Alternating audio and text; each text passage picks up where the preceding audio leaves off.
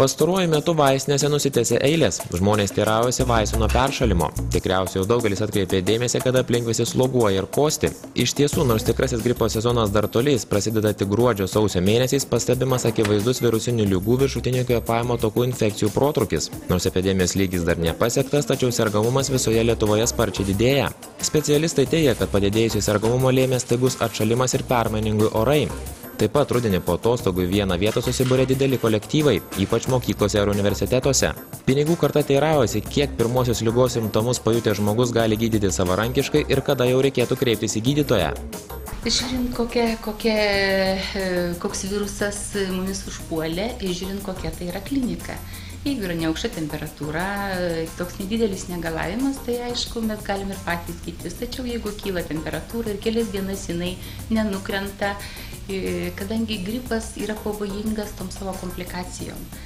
Tai kad neišsivystytų plaučių uždegimai, bronchitai, sinusitai, ausų uždegimai, aišku, pablogėjus sveikatos būklei mes turim kreiptis į savo šeimos gydytoją. Medikai akcentuoja, kad norint sustiprinti imunitetą būtina sveika mityba, visavertis poilsis, geras miegas, taip pat sveikas aktyvus fizinis judėjimas, sugebėjimas numalšinti stresą. Neužmirškite reguliariai plautis rankų ir ne trumpiau nei 20 sekundžių. Vis dėlto pats geriausias vaistas nuo viruso atakos yra skiepai.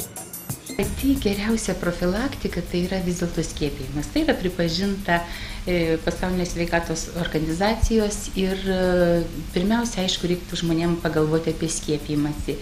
Vakcinos yra gan tobulos, efektyvios ir kadangi kasmet keičiasi gripo padermės ir vakcina kasmet yra kita vis. Užtat pasiskiepijus prieš metus žmogui nebetinka ta pati vakcina ir žmonės turi skiepytis. Geriausias laikas skiepytis tai yra būtent spalio, lapkričio mėnesiai ir gruodžio mėnuo tinka.